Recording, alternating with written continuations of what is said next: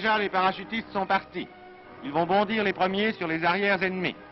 Sur les emplacements qu'ils auront dégagés, l'escadre de planeurs, la plus importante rassemblée jusqu'ici, va venir se poser avec du matériel plus lourd.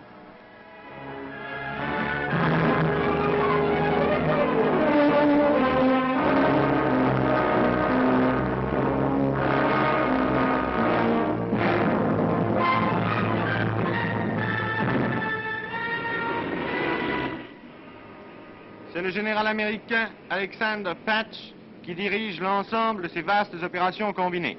Des troupes françaises y participent.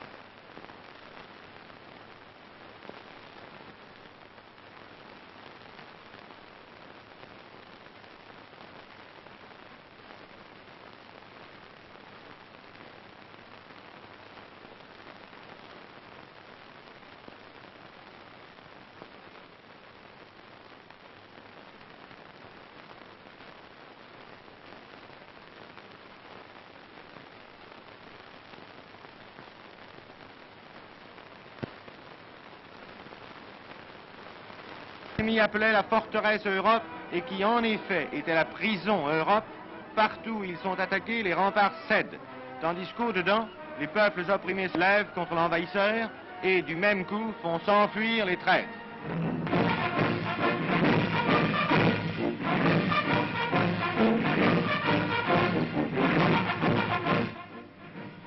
Voici ceux que la Gestapo, les SS et leurs Waldtailles appelaient les terroristes. Voici les chars réguliers des forces françaises de l'intérieur. Les voici tels que les armées libératrices les ont trouvés en Bretagne. Ils ont mené jusqu'ici un combat dur et obscur sur les arrières de l'ennemi. Ils seront tout à l'heure, aux côtés de tous leurs frères retrouvés, pour attaquer l'ennemi de front et le chasser.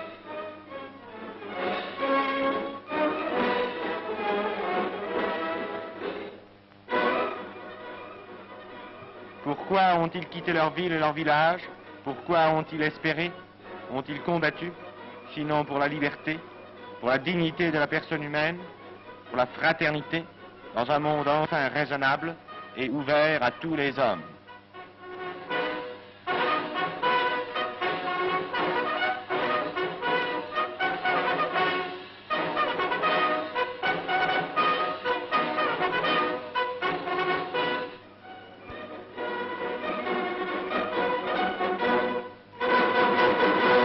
Voici la ville qui s'est dressée et est sortie de la nuit.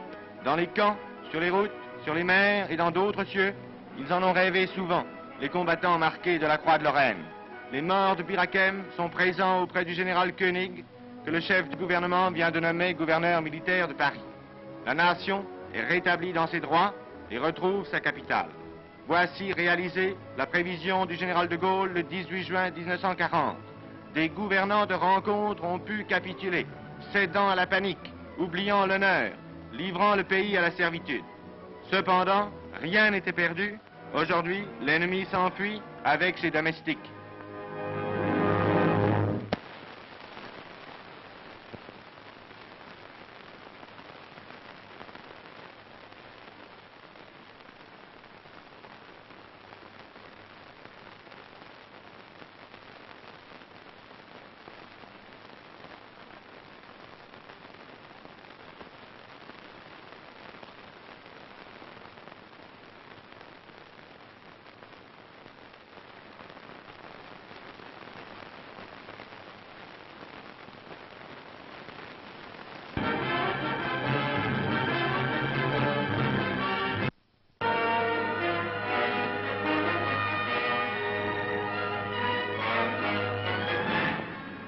Ce sont ces combattants qui forment aujourd'hui le noyau de la 2e division blindée.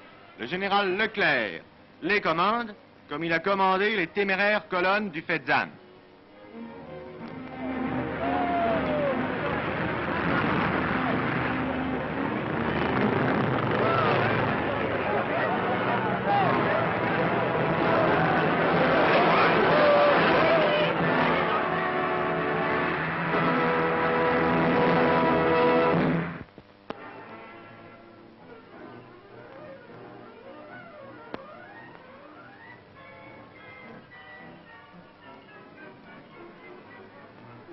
La stratégie du commandement suprême allié déploie maintenant toutes ses conséquences.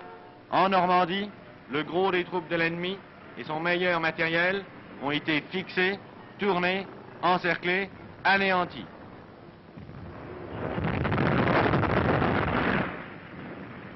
Au-delà de la poche de falaise et à beaucoup plus grande échelle, d'autres encerclements se dessinent.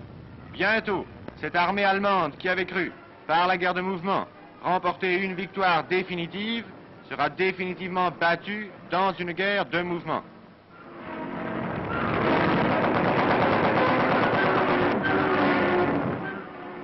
À Saint-Malo, le colonel commandant la garnison, qui avait refusé de se rendre, change d'idée après avoir laissé tuer la plupart de ses soldats. Il est sain et sauf et a reçu, avant de se rendre, la croix de fer avec feuille de chêne.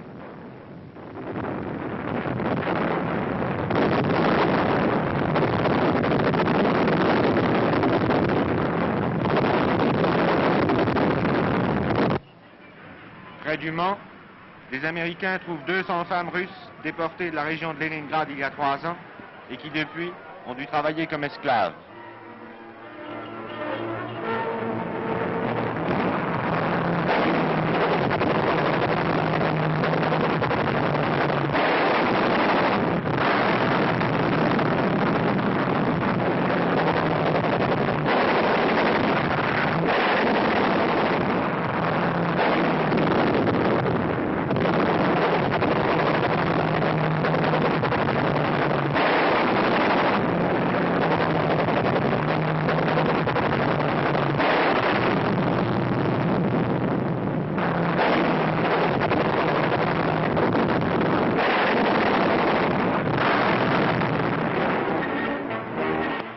Déjà, en de nombreux points, l'ennemi ne semble plus capable que de réactions locales, convulsives, non coordonnées. Désormais, il risque constamment et partout d'être dépassé, coupé, cerné. Combien de ces soldats, que nos fameux réalistes ont prétendu invincibles, reverront le territoire dont ils sont partis il y a 5 ans pour une entreprise insensée de domination mondiale?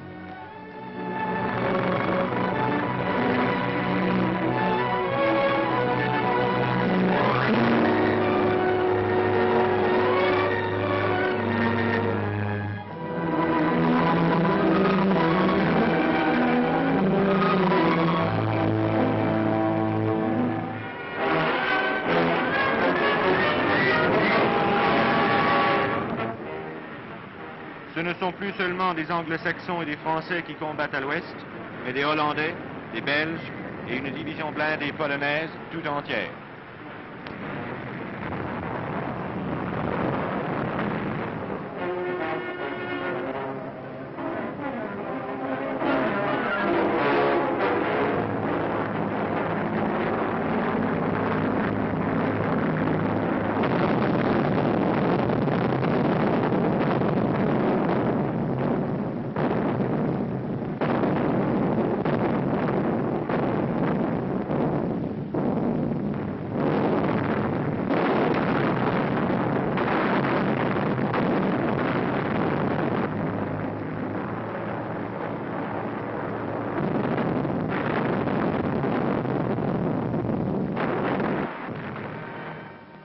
Depuis le premier jour du débarquement, près de 400 000 Allemands et mercenaires ont été ou tués ou capturés.